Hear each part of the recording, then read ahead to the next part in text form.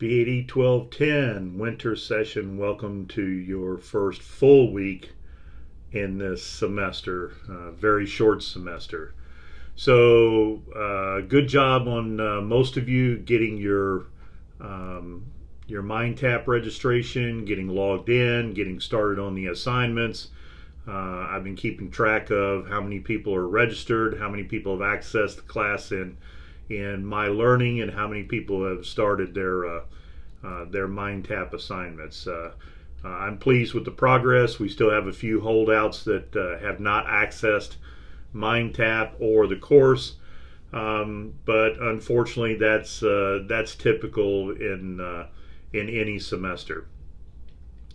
So this week you have two due dates. One of them is coming Wednesday, which I know is Christmas, but you have assignments due by midnight that night. And then you have that would be module 2, and then you have module 3 that's due the following Sunday night. So please be sure to look at the My Learning schedule and the syllabus to make sure you keep up on that. All right, so let's talk about Module 2. Module 2, we're going to be looking at really the environment, both internal and external, and this notion of corporate culture. And we'll be talking about what that is and how it impacts organizations. So from an environment perspective, keep in mind that as managers, it's important for you to understand not just the what you do, but the where you do it, where you are located. What you could start with what country, what environment locally, what that expects, what the community expects from you, what product environment you're in. So we can define environment in a number of different ways, and we'll look at how that goes into your decision-making process. Whether you're in a service environment, how do you decide what things you do? Whether you're in a manufacturing environment, what decisions do you make when it comes to employees, when it comes to material, when it comes to product line, those types of things. And then an interesting topic, we're going to talk about corporate culture. So we're going to talk about how leaders of an organization kind of define the culture starting out.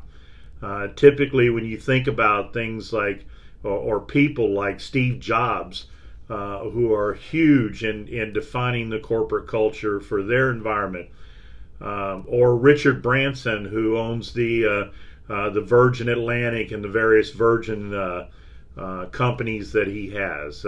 He establishes the corporate culture.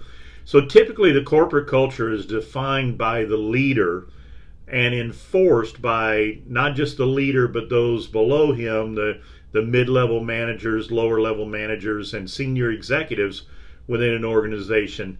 They'll continue to project that culture that the leader has established until it becomes well-founded in the organization.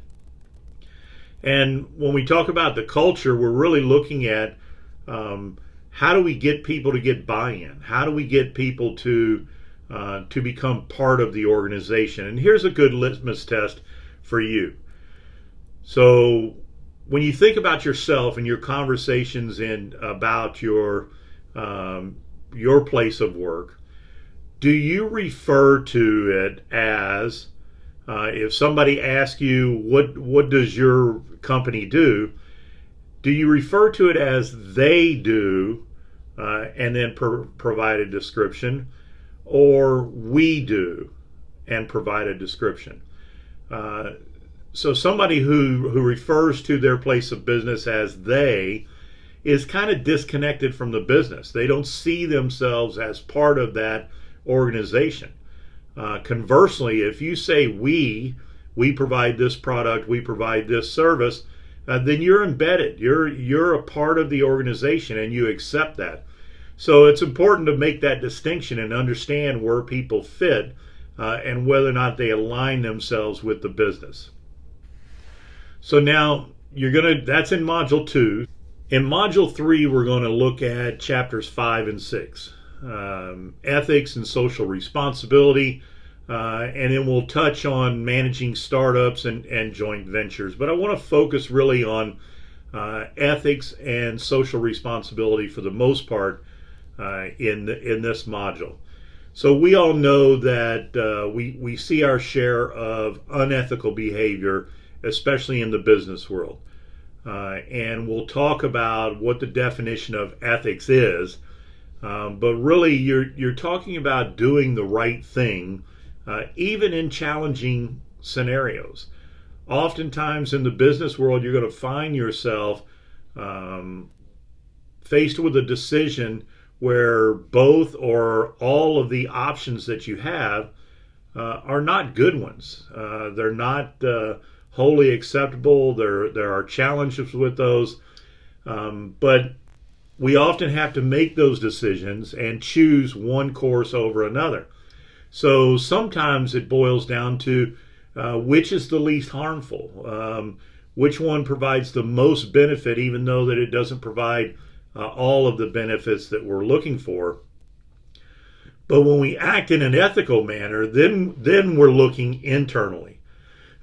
So we're going to start thinking about what does our background, our own upbringing, our morals, those types of things have to do with our decision-making ability. How does that influence us on a day-to-day basis, and which choices we make given different scenarios? So interesting reading on that, and I look forward to seeing your assignments this week in both the Module 2 and Module 3. And then we'll finish out this week, and we'll be one step closer to the end of this very fast winter session. I look forward to it and hope you have a great week and a happy holiday. Thank you.